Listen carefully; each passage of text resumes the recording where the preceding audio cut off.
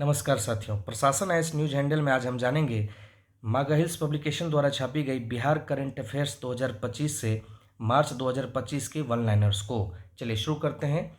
बिहार में 7वें राज्य वित्त आयोग के अध्यक्ष कौन है? अशोक कुमार चौधरी 7वें राज्य वित्त आयोग के अध्यक्ष है। नेक्स्ट इसी से जुड़ा वन लाइनर है कि 7वें राज्य वित्त आयोग की सिफारिश कब से प्रभावी होंगी? तो ये 2026-27 से इसकी सिफारिश प्रभावी होगी। ये दोनों वन लाइनर्स बेहद महत्वपूर्ण हैं। आगे बढ़िए। बिहार पुलिस सप्ताह 2025 का मुख्य थीम क्या है? तो साइबर सुरक्षा 2025 बिहार पुलिस सप्ताह 2025 का मुख्य थीम है। आगे बढ़ें। बिहार का पहला और सबसे बड़ा अपशिष्ट निपटान संयंत्र कहाँ स्थापित किया जाएगा? ये बेहद महत्वपूर्ण वन लाइनर है, इसे ख्याल रखेंगे। रौतनिया मुजफ्फरपुर में बिहार का पहला और सबसे बड़ा अपशिष्ट निपटान संयंत्र स्थापित किया जाएगा। आगे बढ़ते हैं। ये भी बहुत महत्वपूर्ण है। 7 और 8 मार्च 2025 को बिहार के किस जिले में 2 दिवसीय शौर्य वेदनाम उत्सव का आयोजन किया गया? तो ये मोतिहारी पूर्वी चंपारण में है। यहाँ पर शौर्य वेदनाम उत्सव 7 और 8 मार्च 2025 को आयोजित हुआ है, तो इसे ख्याल रखेंगे। नेक्स्ट है, भारत की सबसे बड़ी बैटरी स्टोरेज क्षमता वाली सौर ऊर्जा परियोजना बिहार में कहाँ स्थापित किया जा रहा है? तो ये कजरा लखीसराय जिले का स्थल है। यहाँ पर भारत की सबसे बड़ी बैटरी स्टोरेज क्षमता वाली सौर ऊर्जा परियोजना स्थापित की जा रही है। अभी तक जितने भी वन लाइनर्स हमने मार्च 2025 में देखे हैं, सभी के सभी काफ़ी महत्वपूर्ण हैं, इसे ध्यान रखेंगे। नेक्स्ट है, 20वें राष्ट्रीय युवा एथलेटिक्स चैंपियनशिप का आयोजन भारत के किस राज्य में हुआ है? तो ये बिहार में पाटलिपुत्रा स्पोर्ट्स कॉम्प्लेक्स पटना में है, यहाँ पर हुआ है। नेक्स्ट आइए, बिहार का वह प्रसिद्ध पैराप्लेजिक तैराक जिसे केविन केयर एबिलिटी अवार्ड 2025 से सम्मानित किया गया, तो शम्स आलम शेख बिहार के वह प्रसिद्ध पैराप्लेजिक तैराक हैं जिसे केविन केयर एबिलिटी अवार्ड 2025 से सम्मानित किया गया है। ये भी महत्वपूर्ण वन लाइनर है, इसे ख्याल रखेंगे। इससे संबंधित एक ये प्रश्न पूछा जा सकता है कि शम्स आलम शेख किस फील्ड से रिलेटेड हैं? तो ये एक पैराप्लेजिक तैराक हैं, इसे ध्यान रखिएगा। नेक्स्ट है, बिहार सरकार ने पटना जिले के किस प्रखंड में 1000 एकड़ में फैली राज्य की पहली स्पोर्ट्स सिटी बनाने की घोषणा की है?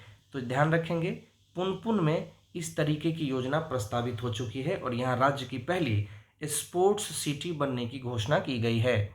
नेक्स्ट है, 8 मार्च 2025 को बिहार के मुख्यमंत्री ने वाल्मीकि महोत्सव 2025 का शुभारंभ कहाँ किया?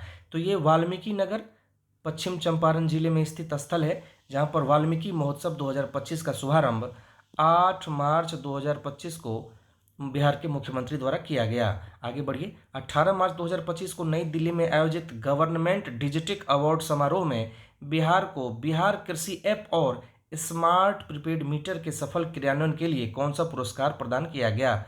तो ये स्वर्ण पुरस्कार प्रदान किया गया है, इसे ख्याल रखेंगे।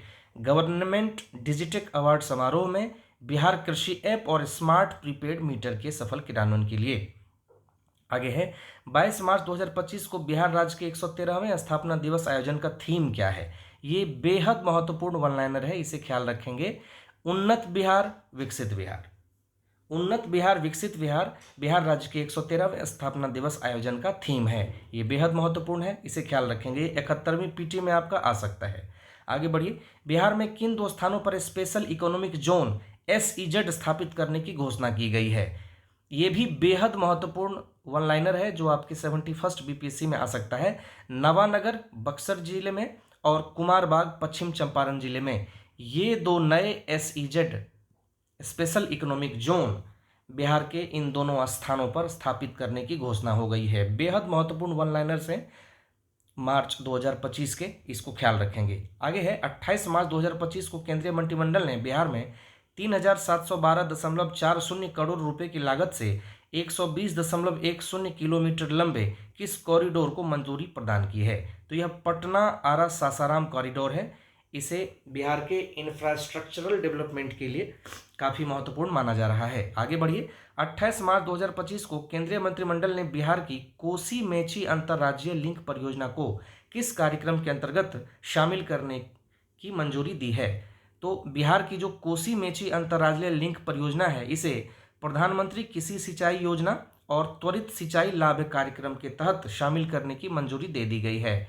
ये प्रश्न पीटी के साथ साथ मुख्य परीक्षा के उद्देश्य से भी, और अभी जो 70वीं इंटरव्यू होगा वहाँ भी ये महत्वपूर्ण है। सिंचाई के मामले में बिहार सरकार को इसमें काफ़ी लाभ होगा, यहाँ के किसान भाइयों को काफ़ी लाभ होगा। आगे बढ़ते हैं। मार्च 2025 में बिहार सरकार द्वारा राज्य में बाल विवाह को रोकने और इसके उन्मूलन के लिए मुख्य सचिव की अध्यक्षता में क्या गठित करने का निर्णय लिया गया है? तो बिहार सरकार में बाल विवाह को रोकने और इसके उन्मूलन के लिए राज्य स्तरीय टास्क फोर्स गठित किया गया है, इसे ख्याल रखेंगे। नेक्स्ट है, दिव्यांगों की संख्या के अनुसार देश भर में बिहार किस स्थान पर है?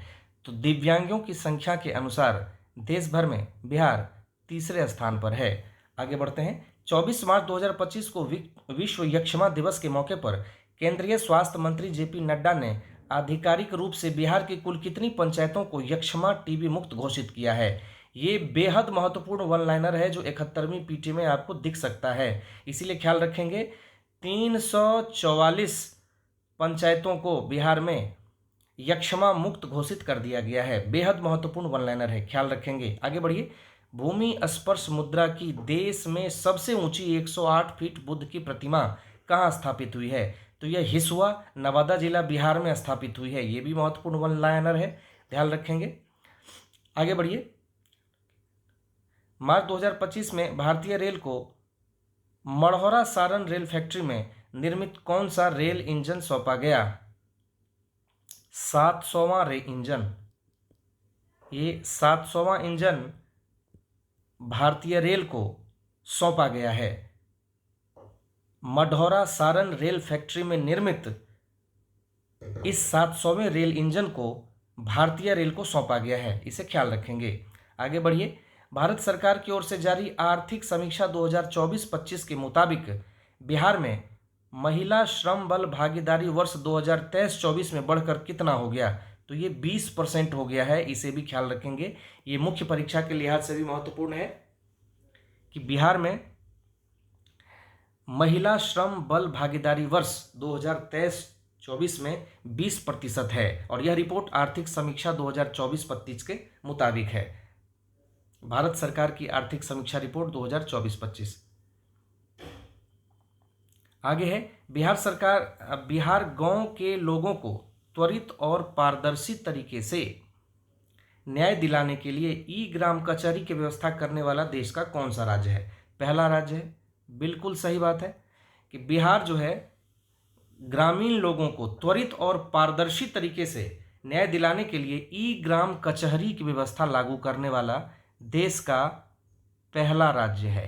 ई ग्राम कचहरी यह बिहार में ही अभी लागू हुई है और देश का पहला राज्य है बिहार जिसने ई ग्राम कचहरी की व्यवस्था लागू की है। बेहद महत्वपूर्ण वन लाइनर है, ख्याल रखिएगा। नेक्स्ट है, बिहार राज्य जल विद्युत निगम ने राज्य की किन किन नदियों से 160 मेगावाट बिजली उत्पादन करने हेतु सर्वेक्षण का कार्य पूरा कर लिया है? तो गंडक, बूढ़ी गंडक और महानंदा, इन 3 नदियों का नाम ख्याल रखेंगे। इन तीनों नदियों के सर्वेक्षण का कार्य पूरा किया गया है बिहार राज्य जल विद्युत निगम द्वारा 160 मेगावाट बिजली उत्पादन हेतु। आगे बढ़िए। बिहार की राजधानी पटना में आर्ट ऑफ लिविंग के महासत्संग कार्यक्रम में 1012 कलाकारों ने किस लोक नृत्य को प्रदर्शित करके एशियाई बुक्स ऑफ रिकॉर्ड में नाम दर्ज कराया है? तो याद रखें, झिझिया यह पारंपरिक लोक नृत्य है। झिझिया यह पारंपरिक लोक नृत्य है जिसे 1012 कलाकारों ने प्रदर्शित करके एशियाई बुक्स ऑफ रिकॉर्ड में नाम दर्ज कराया है। और यह 1012 कलाकार जो हैं ये आर्ट ऑफ लिविंग के द्वारा जो महासत्संग कार्यक्रम आयोजित किया गया राजधानी पटना में, वहीं पर इस नृत्य को प्रदर्शित किया गया। आगे बढ़िए, यह आखिरी है। बिहार राज्य में खेल संस्कृति के विकास और स्कूल के बच्चों में खेल और खेल के ज्ञान के प्रति अभिरुचि बढ़ाने के उद्देश्य से पहली बार किस प्रतियोगिता का आयोजन किया जा रहा है? तो मुख्यमंत्री खेल ज्ञानोत्सव 2025। मुख्यमंत्री खेल ज्ञानोत्सव 2025। खेल ज्ञानोत्सव 2025 का आयोजन किया जा रहा है। बिहार राज्य में पहली बार है। बच्चों के बीच खेल और खेल के ज्ञान के प्रति अभिरुचि बढ़ाने के उद्देश्य से ये आयोजन किया जा रहा है। तो इस तरीके से मार्च 2025 का वन लाइनर हमारा कंप्लीट हो गया है। अब फरवरी और जनवरी बचा है, इसके बाद अगस्त का वन लाइनर हम आपके लिए लेकर के 1 से 2 दिन के अंदर आएंगे। तब तक इसको पढ़ें, याद रखें कि मार्च 2025 के सभी वन लाइनर बहुत महत्वपूर्ण थे, या पीटी में पूछे जा सकते हैं। धन्यवाद, मिलते हैं नेक्स्ट वीडियो में।